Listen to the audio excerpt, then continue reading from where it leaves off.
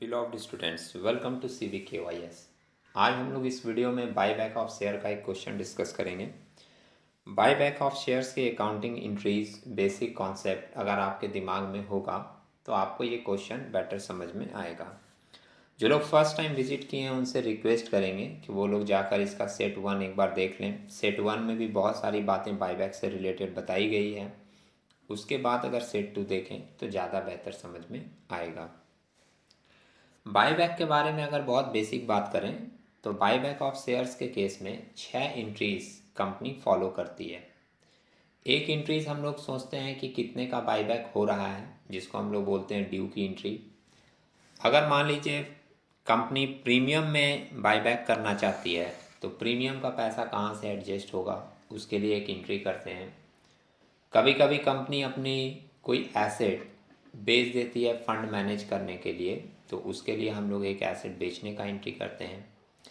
इसके अलावा बायबैक जो है वो दो प्रोसेस से फॉलो किया जा सकता है। मतलब कंपनी दो जगह से पैसा मैनेज करके, फंड मैनेज करके बायबैक कर सकती है।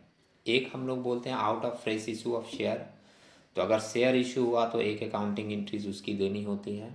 दूसरा out of fund available for dividend, या फिर अपने फंड से भी कंपनी पैसा ले सकती है।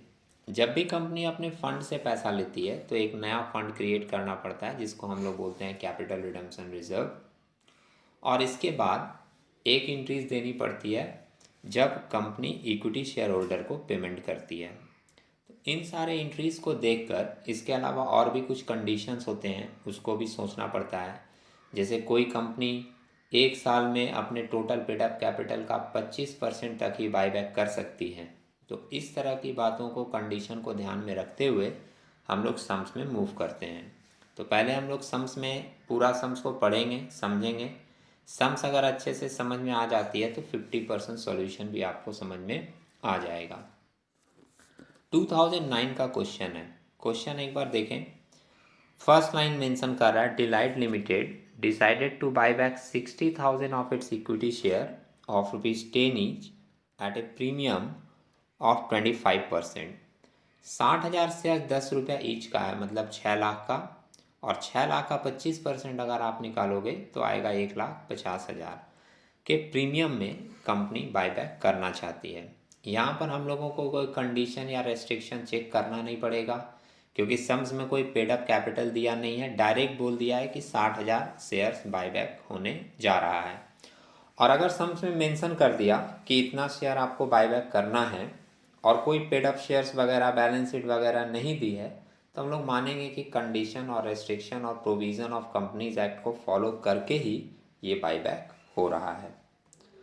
अब इस बायबैक के लिए आगे मेंशन किया है सम्स में, for this it issues 5,007.5% preference share of 100 each. 5,000 preference shares issue किया गया है ₹100 के रेट का। तो 5,000 शेयर्स इंटू 100 करोगे तो 5 लाख आएगा। मतलब शेयर इशू से 5 लाख आ गया हमारे पास। 6 लाख का हम लोग बायबैक करने जा रहे थे, 5 लाख शेयर इशू से आ गया, तो 1 लाख जो बचा वो हम लोग फंड से लेंगे, जैसा कि रूल है। और ये 1 लाख फंड से कहाँ कहाँ से लिया जाएगा वो हम लोग आगे देखते हैं सम्स में। The company has 90,000 in general reserve, 80,000 in profit and loss account credit balance, 1,20,000 in capital reserve and 1 lakh in securities premium. इतना फंड कंपनी के पास है, यहाँ से हम लोग पैसा ले सकते हैं और कैपिटल रिडम्पशन रिजर्व क्रिएट कर सकते हैं बायबैक के लिए। लास्ट में मेंशन किया है, decided to utilise profit and reserve also. Profit और रिजर्व को भी हम लोग यूज़ करेंगे इस पर्पज़ के लिए। वो अगर नहीं भी मेंशन करता तो 1 लाख का फंड तो हम लोगों को लेना ही पड़ता, जिसको CRR बनाकर हम लोग बायबैक का प्रोसेस कंप्लीट कर पाते हैं। Give the journal entries assuming that the transaction have been duly carried out. तो जर्नल इसका हम लोगों को देना है। हम लोगों ने सेट 1 जो किया था, जो लोग सेट 1 से या ऑर्डर वाइज हमारे चैनल को देखते हैं तो वो लोग देखे होंगे कि सेट 1 में हम लोगों ने जो सम्स बनाई थी उसमें जर्नल एंट्रीज के साथ बैलेंस शीट भी डिस्कस हुआ था। तो यहाँ देख लेते हैं। जनरली 5 एंट्रीज होगी। पहला ड्यू का एंट्रीज, फॉर्मेट भी उसी तरीके से फॉलो किया है in the books of Delight Limited journal. डेट सम्स में नहीं है तो आप डेट के जगह पे क्वेश्चन मार्क जनरली मेंशन कर सकते हो।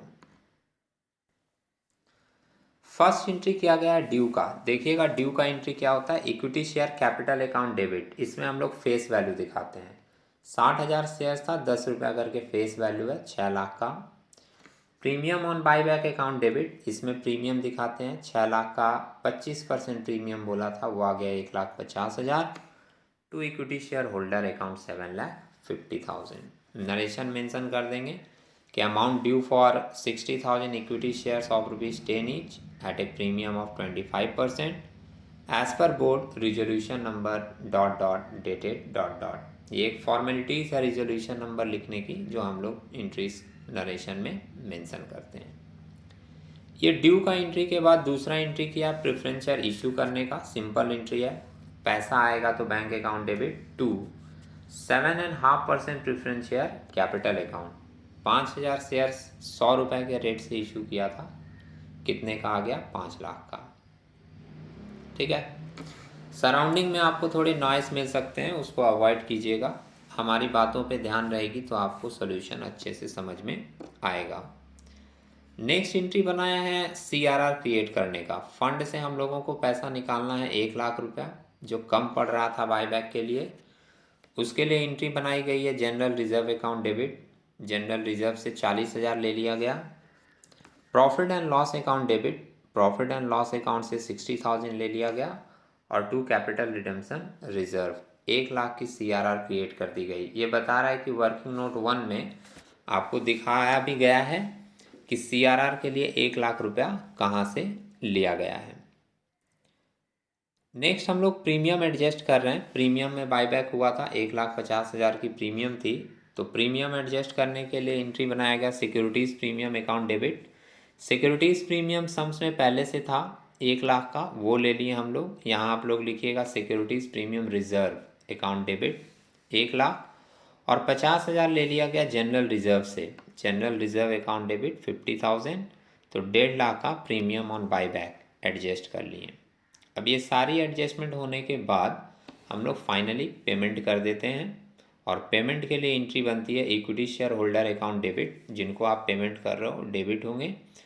टू पैसा जा रहा है कंपनी के पास से, तो लिख दिया to bank account. Being the amount due to buyback is paid to the share holder. 5 entries इसमें बाईबैक का फॉलो किया गया। एक एंट्री और जनरली लास्ट सेट में हम लोग देखे थे, वो एंट्री था इन्वेस्टमेंट बेचने का। इन्वेस्टमेंट या कोई भी एसेट अगर बेचा जाएगा तो उसकी भी एक एंट्री फॉलो करनी पड़ेगी। अब इसका देख लेते हैं वर्किंग में क्या निकाला है। 1 लाख का CRR कैसे लिया गया है वो हम लोग ऑलरेडी देख चुके थे। Face value of buyback 6 lakh का था, 60,000 शेयर्स इंटू 10 रुपया करके। उसमें लेस किया है face value of preference share issue.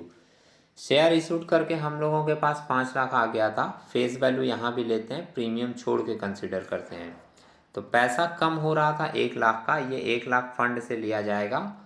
और जितना पैसा फंड से लिया जाता है उतने का ही एक नया फंड क्रिएट होता है, जिसको हम लोग बोलते हैं कैपिटल रिडेम्पशन रिजर्व। तो ये एक नॉर्मल सम्स था जिसके अंदर 5 एंट्रीज हुई थी, एक छोटी सी वर्किंग। उम्मीद है आप लोगों को ये एडजस्टमेंट और ये एंट्रीज समझ में आई होगी। हम लोग कुछ नए एडजस्टमेंट के साथ एक इन्फॉर्मेटिव वीडियो में मिलेंगे, तब तक के लिए टेक केयर।